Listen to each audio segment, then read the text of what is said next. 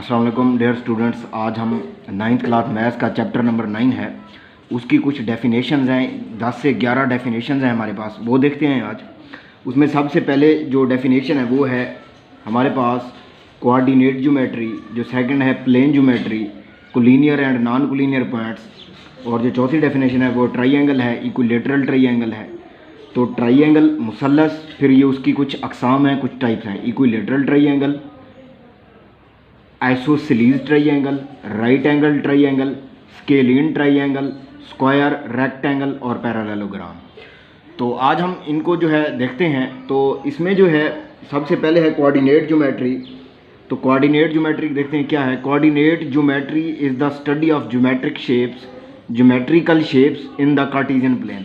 हम पढ़ चुके हैं जो कार्टेशियन प्लेन है वो हमारे पास ये जो एक्स एक्सिस है और वाई एक्सिस है, दो स्ट्रेट लाइन से ये मिलकर बनती है, इसको हम कहते हैं एक्स एक्सिस, एक्स डैश, ये वाई होता है और ये वाई डैश। इसको हम कार्टेशियन प्लेन भी कहते हैं, कोऑर्डिनेट प्लेन भी कहते हैं, एक्स वाई प्लेन भी कहते हैं।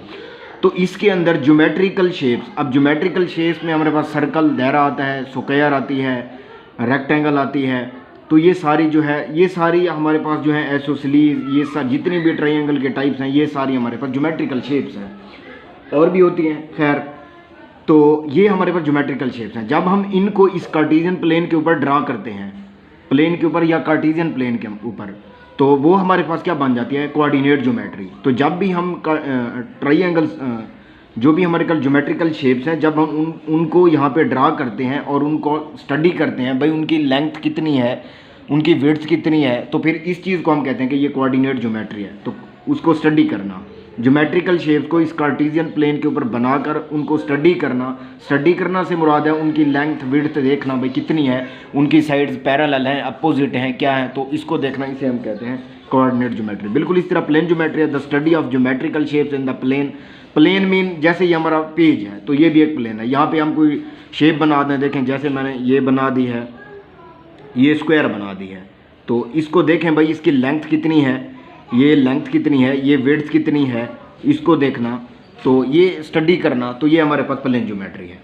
इसके बाद है हमारे पास जो प्लेन ज्योमेट्री, इसके बाद हमारे पास तीसरी डेफिनेशन है collinear points and non collinear points. तो इसमें जो हमारे पास कोलिनियर पॉइंट्स हैं, इसको देखते हैं ये क्या हैं। तो कोलिनियर पॉइंट्स हैं टू और मोर देन टू पॉइंट्स, दो पॉइंट होते हैं या दो से ज़्यादा, which lie on the same straight line are called collinear points. भाई ऐसे दो पॉइंट जो एक ही लाइन के ऊपर वाक़े होते हैं, एक ही लाइन पे, उनको हम कोलिनियर पॉइंट्स कहते हैं।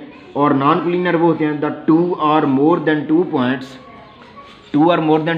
विच does not lie on the same straight line are called non collinear points.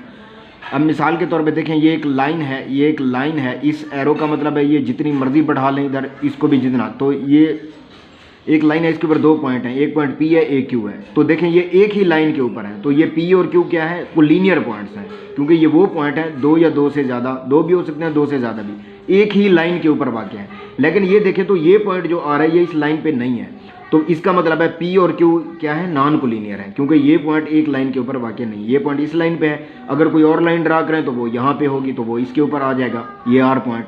तो P और R क्या है, नॉन कोलिनियर है। इसी तरह Q और R भी नॉन कोलिनियर है। P और Q क्या है, कोलिनियर पॉइंट है, क्योंकि ये एक ही लाइन पे वाक़ है। उसके बाद है ट्राइंगल। ट्राइंगल क्या है, ट्राइंगल जो है, इसको देखते हैं ट्राइंगल क्या चीज़ है। ट्राइंगल भी बहुत जो है ना ईजी है, इसको देखते हैं। अ क्लोज्ड फिगर, एक बंद शक्ल है, इन अ प्लेन, प्लेन में, obtained by joining the three non collinear points. अब देखें एक पॉइंट A है, एक पॉइंट B है, एक पॉइंट C है। जब मैंने इनको ज्वाइन किया, इनको मिलाया, हमारे पास एक बंद शक्ल बन गई है। ये एक बंद है, बंद शक्ल है, क्लोज शक्ल है, तो ये हमारे पास ट्राइंगल है।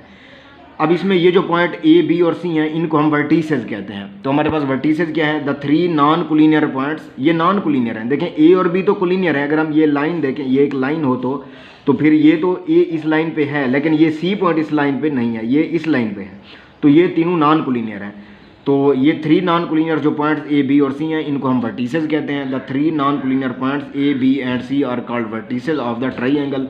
एंड और ये जो A और B है, ये AB और ये BC और ये AC, AB, BC और CA या AC, ये तीन इसकी साइड्स हैं, ये तीन इसके ज़िले हैं। तो ये हमारे पास क्या हो गया, ये वर्टिसेस हो गए हैं और इसके साइड्स हो गई हैं। तो ए बी बी सी और सी इसकी साइड्स हैं। नेक्स्ट देखते हैं इसकी जो है 5वीं डेफिनेशन है, बहुत ही ईजी डेफिनेशन है, इसको देखते हैं। जो इसकी 5th डेफिनेशन है, 5वीं डेफिनेशन है, बहुत ही ईजी है कि इक्विलेटरल ट्राइंगल, इक्विलेटरल, इक्वल का मतलब होता है बराबर। इक्विलेटरल ट्राइंगल ऐसी ट्राइंगल है if the lengths of the all the 3 sides of a triangle. अब देखें ट्राइंगल वो पहले है, इक्विलेटरल कब बनती है ट्राइंगल, जब उसकी तीनों साइड जो हैं उनकी लेंथ जो बराबर आ जाए, then the triangle is called equilateral triangle. 3 sides of the triangle are same, तीनों की जो लेंथ हो वो सेम हो। मिसाल के तौर पे देखें मैंने एक बनाई है ट्राइंगल। अब अगर आप गौर करें तो मैंने बनाई भी कार्टेशियन प्लेन के ऊपर है। देखिए ये कार्टेशियन प्लेन है, इसको x का नाम दे दें, इसको y का नाम दे दें। ये x डैश हो, सॉरी ये x डैश होगा और ये y डैश होगा।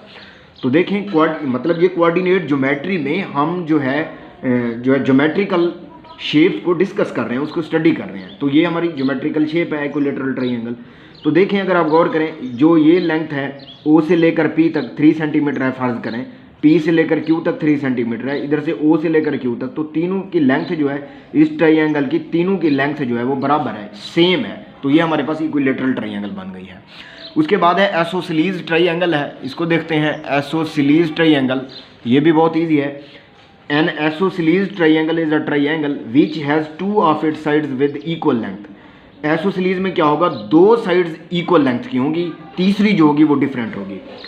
While the third side has a different length. देखें मैंने एक ट्राइंगल बनाई है, देखें ये लेंथ जो है फ़र्ज़ करें 3 सेंटीमीटर है, ये भी देखें 3 सेंटीमीटर है, लेकिन ये जो है यहाँ से लेकर यहाँ तक ये 4 सेंटीमीटर है। तो देखें दो साइड्स की लेंथ सेम है, तीसरी की डिफरेंट है। तो ये हमारे पास आइसोसेलेस ट्राइंगल है। तो ये आपने डायग्राम भी बनानी है साथ साथ, तो इसको देखते हैं। उसके बाद है हमारे पास 7वीं डेफिनेशन है, इसको देखते हैं। राइट एंगल ट्राइंगल है। राइट एंगल ट्राइंगल बहुत ईजी है। राइट का मतलब होता है 90 डिग्री। भाई a triangle in which one of the angles has measures equal to 90 degree is called right angle triangle. भाई ऐसी ट्राइंगल जिसका, याद रखिएगा, ट्राइंगल में 3 जावी होते हैं, 3 एंगल्स होते हैं मतलब, और 3 साइड्स होती हैं।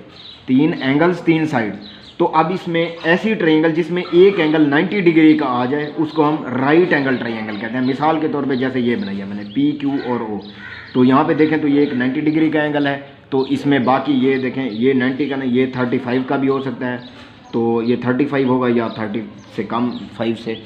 तो ये हमारे पास राइट एंगल। उसके बाद है स्केलियन ट्राइंगल है। स्केलियन ट्राइंगल देखते हैं कि a triangle is called a scalene triangle if measures of all the 3 sides are different. Scalene triangle में तीनों साइड डिफरेंट होती हैं।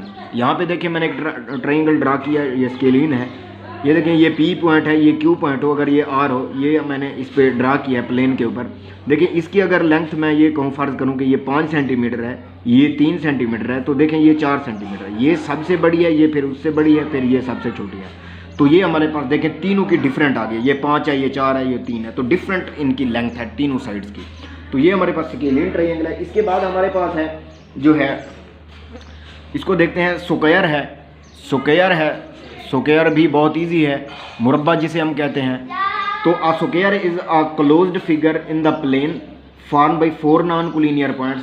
4 नॉन कोलिनियर पॉइंट से बनती है, such that length of all the sides are equal.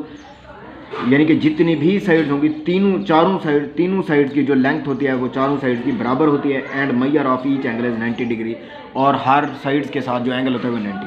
अगर आप गौर करें AB ये एक साइड है, और BC और CD और AD। तो अगर आप गौर करें तो AB और DC इनकी लेंथ इक्वल है, इधर से AD और BC की लेंथ इक्वल है। और अगर आप गौर करें तो ये साइड, इस साइड, यानी कि BC और DC इनके दरमियान जो एंगल है वो 90 डिग्री का है। तो ये हो गया।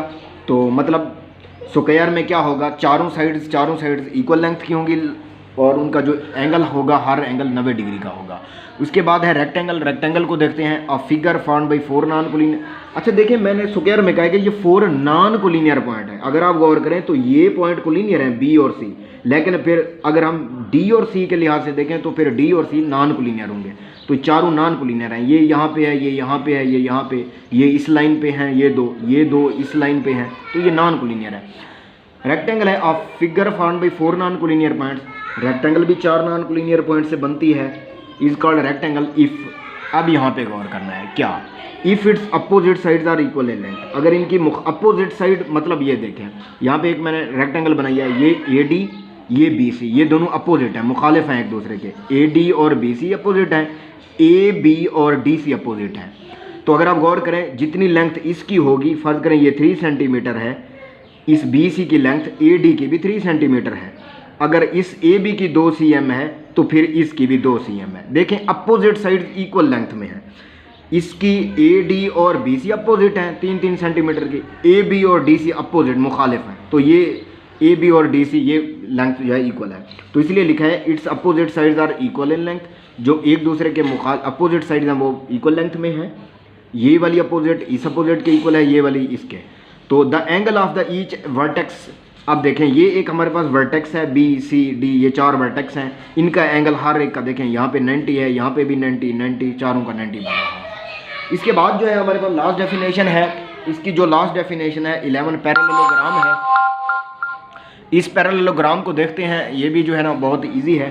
A figure formed by 4 non collinear points, ये भी 4 नॉन कोलिनियर पॉइंट से बनती है, ए बी सी और डी से, और जो है इसको देखते हैं in the plane is called parallelogram if its opposite sides are of equal length. देखिए इसकी भी अपोजिट साइड्स जो होती हैं इक्वल लेंथ की होती हैं। फ़र्ज़ करें ये 3 सेंटीमीटर है, इधर से बी सी 3 सेंटीमीटर की होगी, और इधर से ए डी 2 सेंटीमीटर की है, तो ये इधर से डी सी भी 2 cm की होगी। लेकिन फ़र्क क्या है फिर इस स्क्वायर और इसमें, क्या फ़र्क हो गया, या रेक्टेंगल में? फ़र्क ये हो गया कि इसका जो इनके दरमियान जो साइड का एंगल होता है वो 90 डिग्री नहीं होता। स्क्वायर और रेक्टेंगल में अभी मैंने बताया उनका एंगल 90 डिग्री का होता है। यहाँ पे देखें ये 90 डिग्री तो नहीं है, ये तो 90 से क्या है हमारे पास, ये जो 90 से है ज़्यादा हो गया है, तो इसलिए ये हमारे पास क्या है पैरेललोग्राम है।